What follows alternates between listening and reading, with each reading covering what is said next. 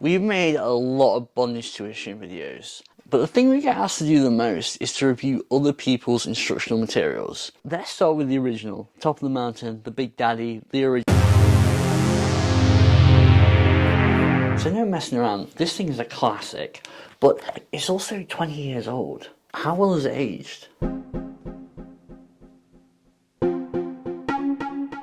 When this thing came out 20 years ago, you didn't have an awful lot of options when it came to learning shibari. You could maybe fly to Japan and learn from someone there, or you could have materials imported over. But in terms of material written for the West, like, this was a lot. So understandably, people were pretty in awe of what was in here. But 20 years later, lots more books have come out, lots of videos have come out. How well is this thing aged? Does it still deserve your money?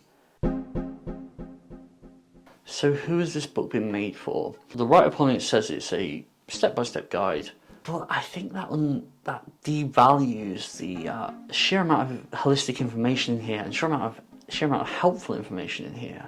What am I talking about? Well, it's kink inclusive, it's sex inclusive, it goes into the history of shibari. It talks about the importance of headspace as well as aesthetics. It doesn't undervalue either of them. It highlights the importance of bottom participation in scenes. It's usually diverse in the type of imagery that's in there. It talks about aftercare. There's a decent variety of ties and it shows lots of adaptations and fun ideas for play scenes in there. It's a weird thing, it's tasteful, but it's also uncompromising. It doesn't shy away from some of the sexual connotations, but it doesn't go into it as if it's pornographic. This is something you can have in your house on the side and not feel ashamed. Is there a book coming here? A little bit, yeah. It does have its weaknesses. I feel like this book was written before we had the strength of understanding we do now about nerve damage and how that occurs. It is mentioned as well as circulation impingement in the book, but it doesn't really go into a lot of the whys and hows. And there's certain ties in here that I think are more prone towards nerve damage than others, but that isn't flagged up in the material.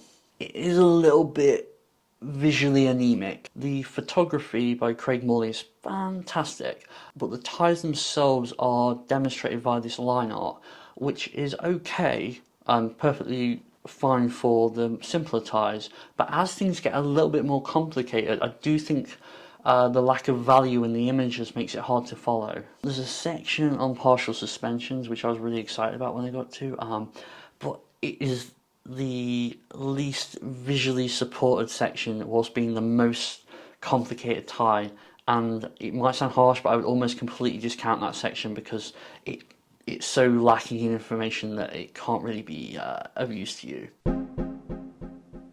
So should you buy this?